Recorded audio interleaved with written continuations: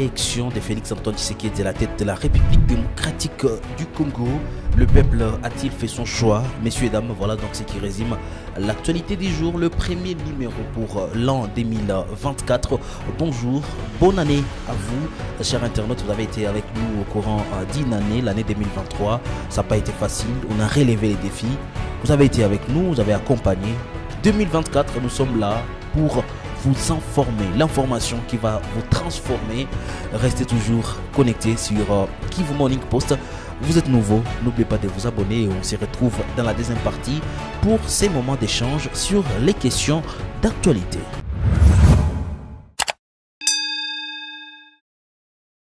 Commençons par la ville d'Egoma, 10 ans après la disparition de Mamadou Ndala, le militaire congolais qui a joué son rôle crucial dans la lutte contre l'M23. Les habitants d'Egoma partagent leurs avis sur l'héritage laissé par cet héros national. Je vous propose donc de suivre deux habitants de la ville d'Egoma qui ont donné leur avis par rapport à la mort 10 ans après la disparition de Mamadou Ndala. La mort de Mamadou mérite mieux car c'est un vaillant combattant qui a beaucoup combattu pour la libération de cette province. Vous allez vous souvenir qu'en 2013, lorsque Mamadou a combattu ses frères du M23, il est allé jusqu'à le mettre à déroute totalement. Ils ont été vaincus. Mais subitement, juste après sa mort, quelques années plus tard, ils surgissent encore. Donc nous devons honorer la mort de Mamadou en chassant définitivement ces chagnouflards du M23 de notre territoire congolais. Nous avons encore une jeunesse capable. Si la génération de Mamadou a été capable de chasser ces M23, nous sommes aussi capables de pouvoir en finir une fois pour toutes. Puisque cette génération de Mamadou nous a affecté en nous cet esprit d'élite, cet esprit de pouvoir aimer notre patrie. En tout cas, comme on le voit, ça fait maintenant 10 ans depuis que notre héros national a disparu sur la terre. Désolé, le travail qu'il a fait, on dirait que nous pétinons sur son travail. Vu qu'il était décédé pour la cause noble, pour l'intérêt du peuple. Il s'était bâti jusqu'au sacrifice suprême, jusqu'à perdre même sa vie, en vue que nous puissions dégager, disons, les rebelles M23 dans notre territoire national. Et voilà maintenant encore les rebelles réapparaissent. C'est là que maintenant que nous disons que non, sa mort, on dirait que ce n'est pas une mort qui a donné quelque chose de bien, vu qu'il y a une personne qui était décédée à cause de ça, et là, le résurgence des M23 nous coûte encore cher. C'est là que nous posons beaucoup plus de questions. Qui encore va faire le nécessaire et encore le mieux pour qu'il fasse la personne qui va faire encore ce que Mamadou faisait. Donc, nous sommes tellement désolés par rapport à ça.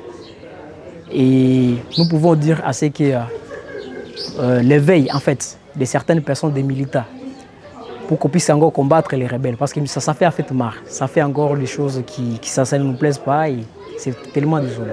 Toujours en ville de Goma, à travers une conférence de presse, le collectif des mouvements citoyens, groupe de pression du Nord Kivu, a dans une déclaration souligné les défis et les préoccupations entourant les élections présidentielles de décembre 2023.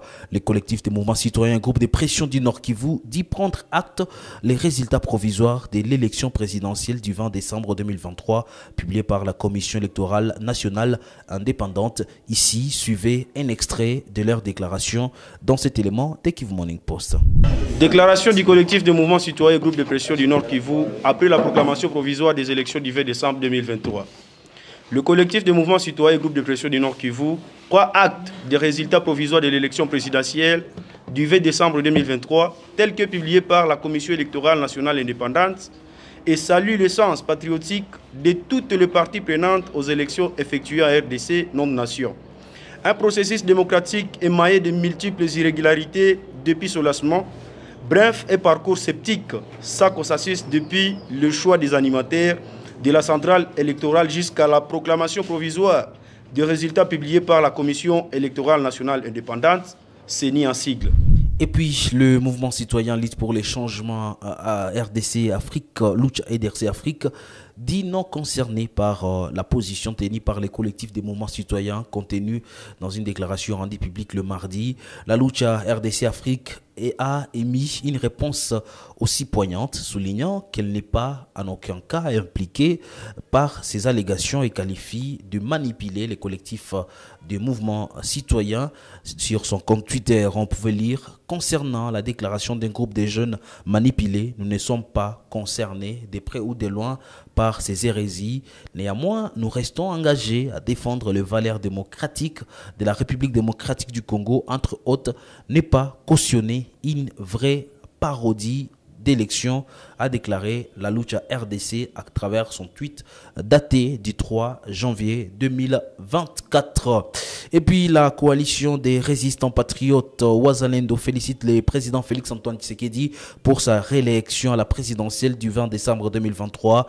Félix Tshisekedi a été déclaré vainqueur sur un score de 73,34% pour la coalition de Wazalendo. Cela reflète l'engagement de la population congolaise à la souveraineté.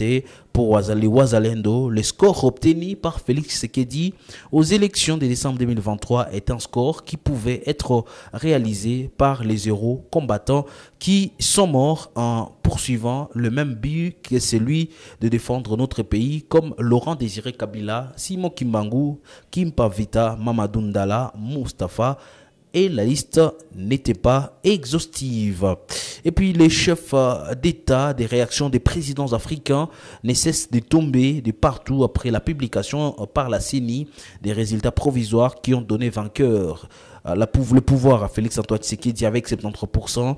Parmi les présidents africains, l'on peut noter plus de 5 présidents de la SADC, et c'est de l'EAC, Yoweri Museveni, président de l'Ouganda, qui a félicité Félix Antoine Tshisekedi pour sa victoire aux élections.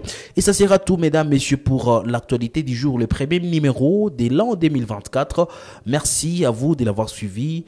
Bonne fête, meilleurs vœux à notre réalisateur qui nous accompagne toujours et qui a été avec nous au courant de l'année 2023 et qui sera avec nous au courant de l'année 2024, grâce Cass qui a été avec nous. Messieurs et dames, moi je vous retrouve demain pour un autre numéro. Portez-vous bien.